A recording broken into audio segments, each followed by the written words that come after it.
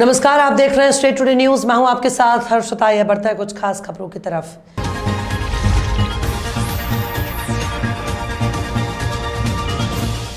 रामनवमी के पावन अवसर पर प्रतिवर्ष अनुसार इस वर्ष भी पचमढ़ी में निकला भगवान श्री राम का भव्य चल समारोह, जिसमें प्रमुखता से भक्तों को लुभा रही श्री राम की झांकी डीजे बाजे धमाल पर नाचते गाते नजर आए श्री राम भक्त, जिसमें महिलाएं और बच्चे भी शामिल रहे। राम अखाड़ा के छोटे बड़े पहलवानों ने अपने करतब दिखाए। जगह जगह शरबत, फल, खिचड़ी, पुलाव, नूडल्स विशेष आकर्षण का केंद्र रहा। वहीं कौमी एकता कमेटी में फूलों की वर्षा समस्त राम भक्तों पर कर सभी राम भक्तों को मंत्रमुग्ध कर दिया।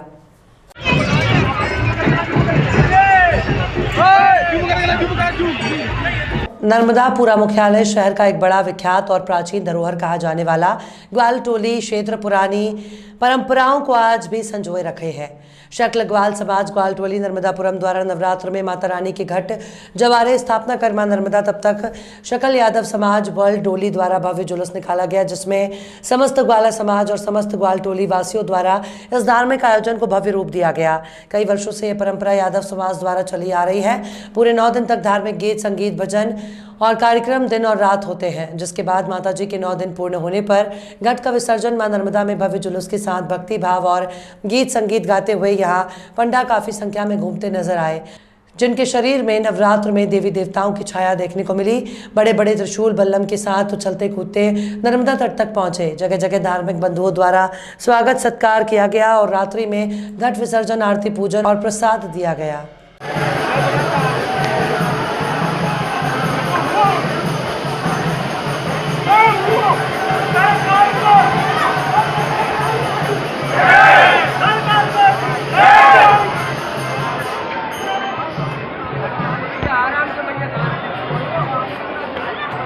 मुख्यमंत्री 5 अप्रैल को ब्योहारी में प्रदेश के मुख्यमंत्री शिवराज सिंह चौहान 5 अप्रैल 2023 को शहडोल जिले के ब्योहारी में आयोजित तेंदुपत्ता लाभांश वितरण और पैसा एक्ट कार्यक्रम में शामिल होंगे, जिसकी तैयारियों के संबंध में कमिश्नर शहडोल संभाग राजीव शर्मा, विधायक शरद कोल, एडीजी डीसी सागर, कलेक्टर वंदना वैद्य, पुलिस अधीक्षक कुमार प्रतीक ने आज सभा स्थल और हेलीपैड का निरीक्षण किया।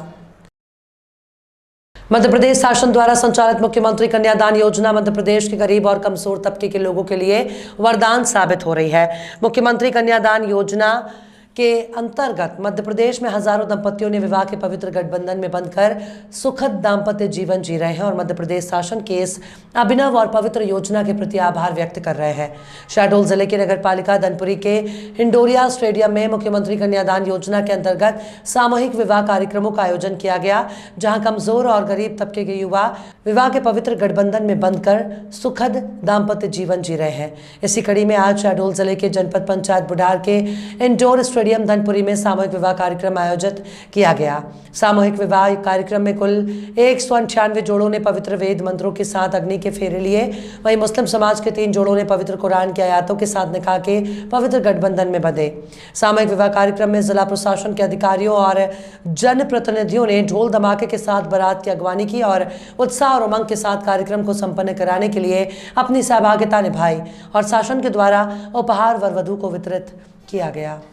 स्वयं कह रहे हैं कि अचानक बारिश की वजह से स्थितियां विपरीत हुई हैं, तो निश्चित रूप से अगर कहीं बीच में बारिश आ जाती है या तूफान आता है तो ये तो व्यवधान तो आता ही है।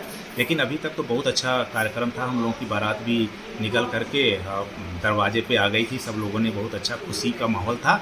अचानक बारिश होने से निश्चित रूप से थोड़ा खलल हुआ है, लेकिन लोगों में उत्साह अभी भी है और हम लोग अभी भी पानी अच्छा, मौसम साफ है, अभी भी हम लोग शादी कर रहे हैं। भगदड़ की स्थिति मच गई थी, पूरे टेंट वगैरह, खुद भी टेंट को थामे हुए थे। निश्चित रूप से अगर अचानक हवा पानी आता है तो भाई थोड़ी सी व्यवस्था तो होती ही है। और लोग भगदड़ क्या, भैया पानी गिरने लगा तो थोड़ा आजू बाजू तो जाएंगे ही लोग, निश्चित रूप से सेफ स्थान वहाँ पे जाएंगे। तो पहले से इसका इंतजाम नहीं किया गया था, क्योंकि मालूम था कि बारिश का मौसम, निश्चित बारिश का मौसम बिल्कुल भी नहीं था और बिल्कुल भी इस तरह का बारिश का ऐसा संभावना नहीं थी। और इस तरह से उसके लिए भैया बारिश की संभावना नहीं थी, इसलिए उस तरह का इंतजाम बारिश प्रूफ है टेंट नहीं थे हमारे पास और नहीं हम लोगों ने इंतजाम नहीं किया था। अच्छा, कितने जोड़ों का कहाँ से लोग शामिल थे? यहाँ पे 219 जोड़ों का पंजीयन हुआ है और इसमें 3 नगर परिषदें, नगर पालिका और इतनी जनपद पंचायत बुढ़ार के लोग आए थे। देखिए, ये तो प्राकृतिक चीज़ें हैं, है ना? बारिश को तो कोई नहीं रोक सकता, ये तो प्राकृतिक चीज़ें हैं। ये जब मौसम इनका बनेगा तो होगा ही।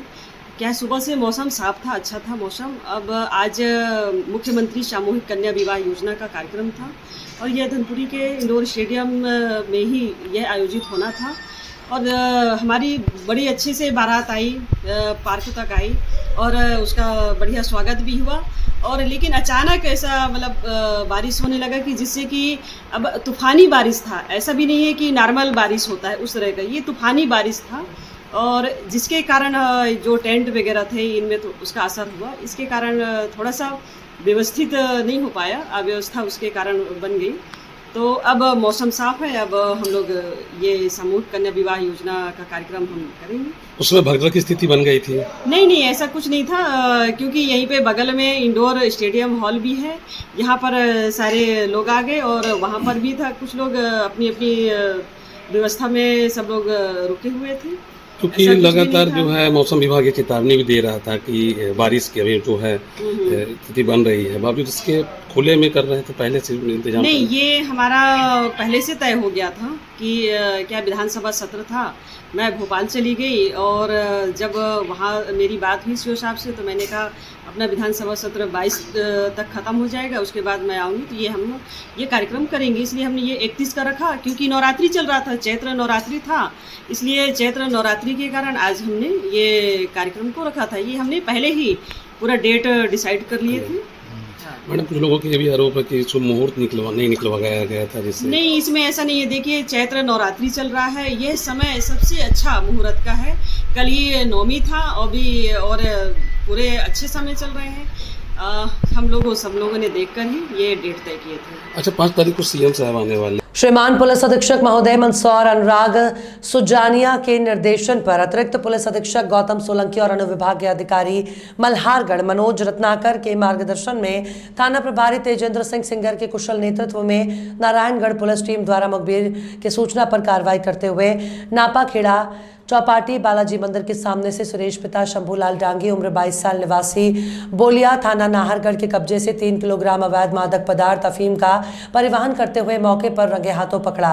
मामले में थाना नारायणगढ़ पर आरोपी के विरुद्ध अपराध क्रमांक 115/2023 धारा 8/18 एनडीपीएस एक्ट के तहत अपराध पंजीबद्ध किया गया और विवेचना में लिया गया।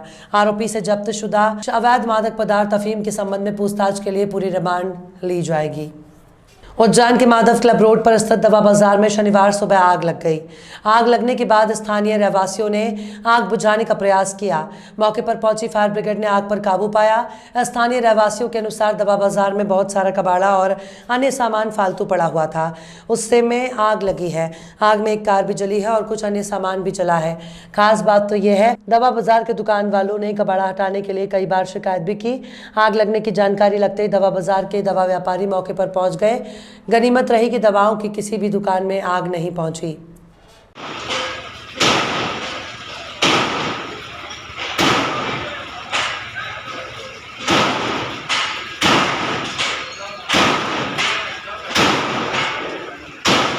एक तरफ तो प्रदेश सरकार भ्रष्टाचारियों को 10 फीट गड्ढे में उतारने के दावे मंचों से करती रहती है, वहीं कुछ विभागों के नुमाइंदे ही भ्रष्टाचार को बढ़ावा देते हुए शासन के करोड़ों रुपए का पलीता लगाते दिखाई देते हैं और उनके कारनामों को बढ़ावा भी उन्हीं के सहयोगी विभागीय अधिकारी दिखाई देते हैं। इन्हीं में से एक विभाग बिजली विभाग भी है, जहाँ खुलेआम बिजली की चोरी होती दिखाई दे रही है और क्षेत्रीय लाइनमैन उसमें सहयोग देते दिखाई दे रहे हैं। हम बात कर रहे हैं जिला नीमच के रामपुरा तहसील अंतर्गत ग्राम सोंडी जोड़मी क्षेत्र की, जहां चंबल नदी किनारे क्षेत्र में लाइनमैन खुमान सिंह की मिलीभगत से कई रसूखदार ग्रामीणों द्वारा बिजली तारों के आखड़िए डालकर अवैध बिजली चोरी की और पानी की मोटर चलाई जा रही है और जिसका हर्जाना गरीब ग्रामीणों को भुगतना पड़ रहा है। ग्रामीण क्षेत्रों में ऑनलाइन बिजली बिल मिलने के सिस्टम को कम पढ़े लिखे ग्रामीण जन समझ नहीं पा रहे हैं, जिसके चलते बिजली विभाग संबंधित क्षेत्रों के ट्रांसफार्मर निकाल ले जाकर क्षेत्रीय ग्रामों को अंधकारमय बनाए जा रहे हैं और अवैध बिजली चोरी की सूचना मुख्यमंत्री 181 सहित उच्च अधिकारियों को भी दी गई, लेकिन अभी तक कोई कार्रवाई नहीं की गई, जो कि बिजली विभाग के उच्च अधिकारियों पर भी प्रश्न चिन्ह को दर्शाता है। क्या नाम आपका? घनश्याम। क्या समस्या है आपके यहाँ लाइट को लेकर? 24 घंटे वाले मोटरें चलाते हैं। कितनी मोटर चल रही है? 4-5 तो इनका कनेक्शन है कि अवैध है? अवैध है। अवैध है। तो इससे गांव में क्या समस्या आती है? हमारे चक्की चलने में समस्या आती है और फॉल्ट करते हैं तो गांव वाले भी अंधेरे में रहते हैं। यानी ये मान के चलिए आप पूरे गांव के जनहित की बात उठा रहे हैं, हाँ है ना? तो ये गांव के अंदर इतनी परेशानी आ रही है, जो इसके लिए आप ये जो कनेक्शन चल रहे हैं तो रोज़ चलते हैं क्या ये? हाँ रोज़ ही चलते हैं और हमने 181 पे शिकायत भी की थी। आपके लाइनमैन कौन है? कुमान सिंह। कुमान सिंह जी। तो आपने उनको सूचना दी? हाँ दी थी पहले। क्या कह रहे हैं वो? वो बोल रहे हैं कि देख के चले जाते और बोलते कुछ नहीं, और हमने गाँव में यहाँ बोला खंबे तक की 2 पीस छोड़ दो, वो भी नहीं छोड़े उन्होंने। तो आपने 181 वगैरह या इनके हेड ऑफिस में कोई शिकायत करी कि नहीं करी? करी थी 181 पे। फिर क्या किया? फिर आपसे बात हुई थी, उसके बाद तो कुछ नहीं हुआ। ऐसा? हाँ। तो फिर ये इन्होंने आपके हेड ऑफिस पे करी आपने? आपके हेड ऑफिस? यानी जो हेड ऑफिस है यहाँ एमपीपी का, उस पर करी आपने? हाँ आपसे की थी बस, उसके बाद नहीं बोला मैंने। ठीक है। गणेश निषाद पर फायर, हमला कर भागते हुए दनादन फायरिंग कर दहशतगर्दी का बनाया माहौल। फायरिंग से अन्य लोग घायल हुए। घायलों ने कोतवाली जाकर अपनी आप बीती बताई और कोतवाली ने नामजद मामला दर्ज किया। घायलों का पुलिस ने इलाज करवाया। सर में धारदार औजार से हमला किया गया था, काफ़ी चोट बताई जा रही है। आरोपी अभी भी पुलिस की गिरफ्त से बाहर है। सीसीटीवी फुटेज से साफ दिखाई दे रहे हैं आरोपी फायरिंग कर भागते हुए। शहर में दहशतगर्द का माहौल, सिर्फ और सिर्फ नशाखोरी में ज़्यादा वारदात हो रही है। नशे के कारोबार से शहर में आए दिन बड़ी वारदात हो रही है। कोतवाली पुलिस के साथ अन्य वरिष्ठ अधिकारी घटना की जानकारी लगते ही अन्य 4 थानों के प्रभारी एकत्र हुए। पुलिस आरोपियों के पता साझी करने में जुटी हुई है। क्या मामला था, किस वजह से सारे लोग आए हुए थे? आज शेर चौक के पास में गणेश निषाद जो निवासी भट्टा मोहल्ला का है, उसके साथ में मोनू ठाकुर, आकाश विश्वकर्मा, शिशिर ठाकुर और शुभम भट्टी, इन लोगों ने मारपीट की, गाली गलौज किया और कट्टे से हवाई फायर भी किया है, जिस पे हमने 294, 323, 56, 307 के तहत अपराध पंजीबद्ध किया है। गोली चलाने की भी बात आई है सामने? हाँ, कट्टे से फायर किया, मैंने बताया ना आपको कि उसने फायर किया है और उसी पे हमने 307 लगाया है। शहर में कई जगह वारदात किए हैं ऐसी खबरें? नहीं, फिर वो भागा है, उसके बाद उसका पीछा करके और दूध डेयरी के पास में फिर एक बार उन्होंने हवा में फायरिंग की है, ऐसा गणेश निषाद ने बताया। कितने लोग घायल हुए? उसमें 3 लोग घायल हैं।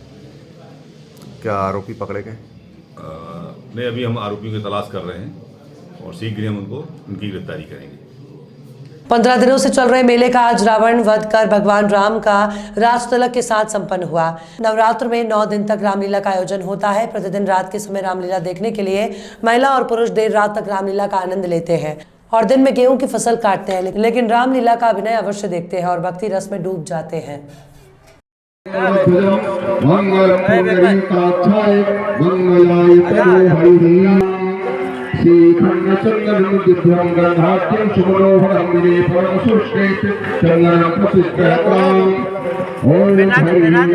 लाडली बहना योजना में ग्राम पंचायत अहमदपुर में आवेदन को वेरीफाई करने में काफ़ी समय लग रहा है। ओटीपी के लिए 15 से 20 मिनट का समय लग रहा है, जबकि ग्राम पंचायत अहमदपुर में 1350 फॉर्म का वेरीफाई होना है। बहना सुबह से आती हैं और घंटों बैठना पड़ता है। अभी तक 380 महिलाओं का नामांकन हो सका है। सिलवानी तहसील के ग्राम साईखेड़ा में शराब दुकान से परेशानियों के चलते ग्राम की महिलाएं और पुरुष आज मैदान में उतर आए हैं। शनिवार को शराब दुकान के सामने सीताराम कीर्तन प्रारंभ कर दिया। साईखेड़ा के समीपस्थ पाला मार्ग पर शराब की दुकान पिछले वर्ष खाली पड़ी खोली गई थी, जिसका ग्रामीणों द्वारा विरोध किया जा रहा था। शराब दुकानदार की मनमानी के चलते शनिवार को महिलाओं ने कीर्तन करना प्रारंभ कर दिया। इस संबंध में पूर्व में 20 क्षेत्रीय विधायक ठाकुर रामपाल सिंह राजपूत को ग्रामीण जनों ने आवेदन दिया। उन्होंने मांग की है कि शराब की दुकान यहां से हटाई जाए, अन्यथा हम दुकान नहीं खुलने देंगे। सीताराम कीर्तन करेंगे और धरने पर बैठे रहेंगे। तब विधायक नवीन सत्र में दुकान हटाने का आश्वासन दिया था। इस संबंध में एसडीओपी राजेश तिवारी का कहना है कि शराब दुकान हटाने की मांग को लेकर धरना शुरू होने की खबर मिली है। मैं हाईकोर्ट में गया हूँ, तहसीलदार को अवगत करा दिया है और पुलिस फोर्स भेजा गया है। धरना देने वालों से चर्चा की जाएगी। बहुत दिक्कत है, हमें बहुत परेशानी है। ठेका उठने चाहिए जो गाली बकत है, यहाँ निकलते हैं गाली बकत है। हम गाली सुन सुन कर परेशान है। 3 साल हो गए, बहुत गंदी गाली बकत भैया। हम तो सुन सुन कर कान भरा गए।